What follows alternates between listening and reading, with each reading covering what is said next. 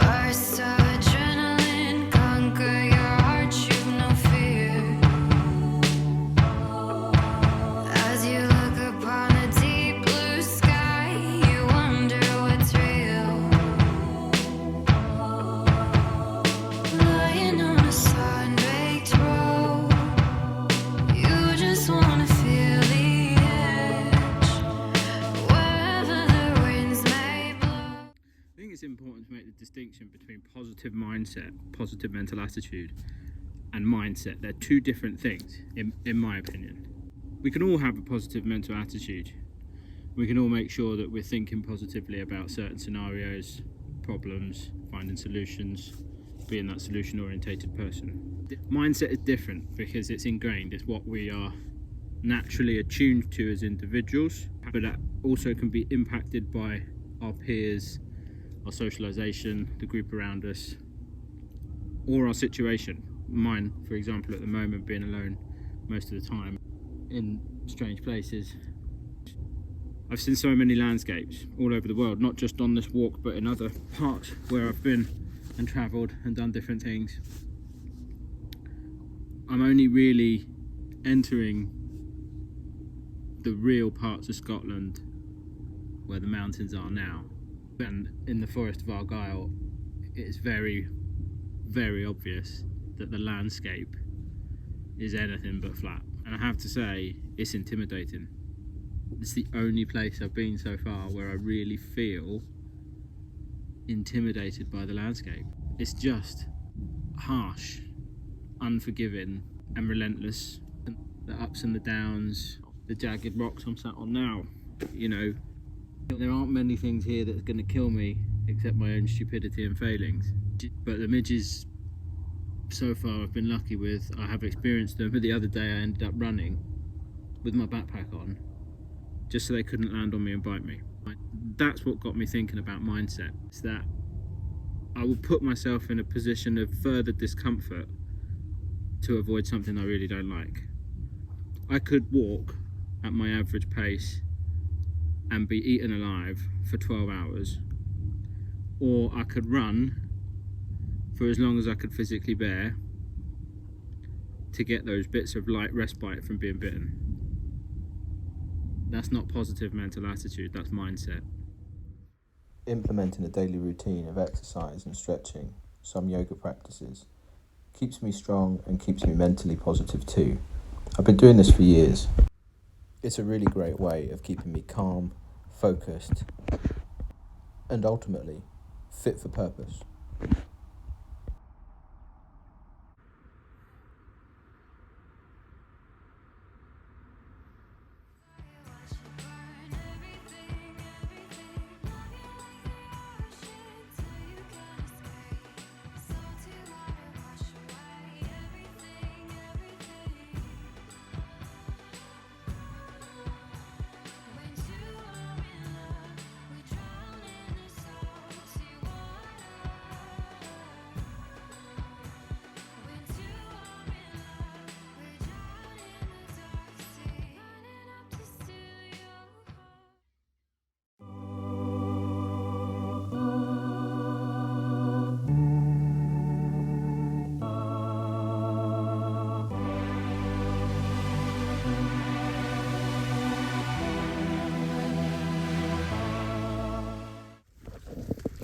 You can see how high some of these ferns are. They're way taller than me, which I know isn't difficult, but I'm having to fight through them most days. I had to replace my knife last week because I broke it. I think I should have bought a machete.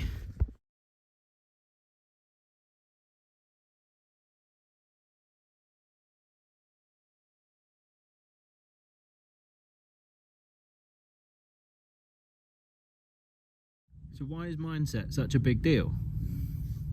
Well, it's a big deal because it's about a set of belief systems or notions that you have and informs your view of your world philosophically.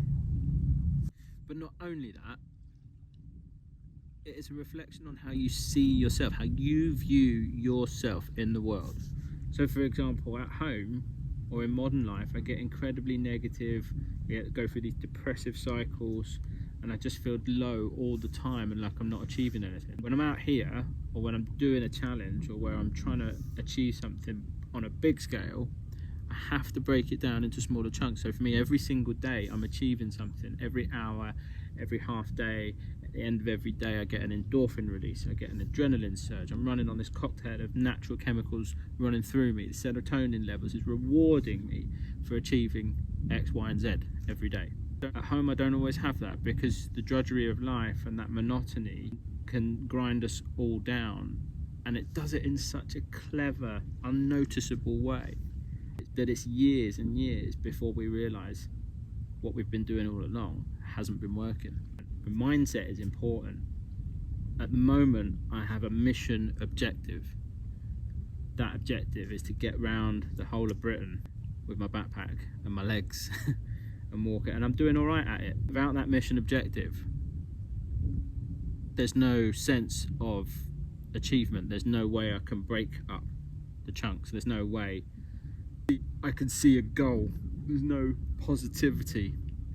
So adopting a mindset helps me break down into small chunks. I know today I've got to get 28 miles. I know tomorrow I've got to get 22 miles. I know the next day I've got to do this. If I do all of those things, if I make sure my kit is good as soon as I get up, if I square it away, if I'm disciplined enough to put all my clips together, if I'm well trained enough and mentally focused enough that I've got on top of my nutrition and my hydration, and I've done all those things, I know that each one of those builds to a release of serotonin, a release of endorphins, a satisfaction, a natural chemical positive reinforcement. That massively improves my mindset. It always interests me, not just from a physical and evolution perspective about how I perform or how we as humans adapt, but thinking about psychologically what our brain does, or how it rewrites itself, how you adopt a mindset specifically in order to cope with certain situations, whether that's grief, loss, with bereavement, or anything else, a relationship breakdown. For me, it's about fatigue, malnutrition. Endurance has this effect about putting your head and body so in touch with each other that Maslow's hierarchy of needs comes into play. Your needs become so basic.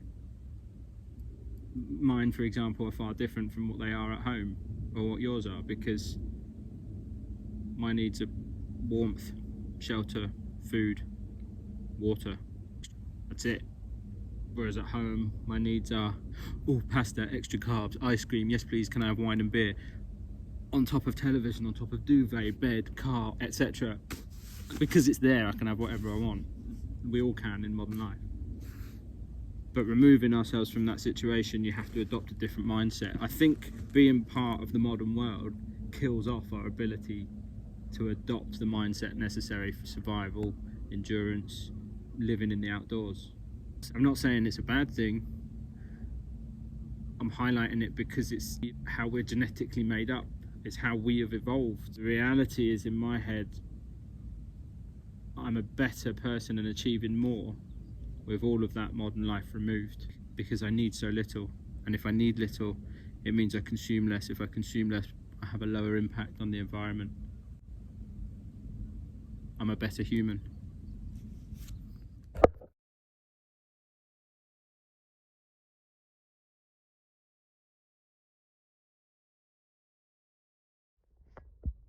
Something that's vital in maintaining my mental state and this mindset is always taking something positive from a scenario, learning from it. I don't often meet people, but when I do, I'm really grateful and I cherish every moment. Being adopted by a group of families holidaying together will keep me going mentally for longer than they will ever realise. I'm truly grateful, even for just one night of human connection.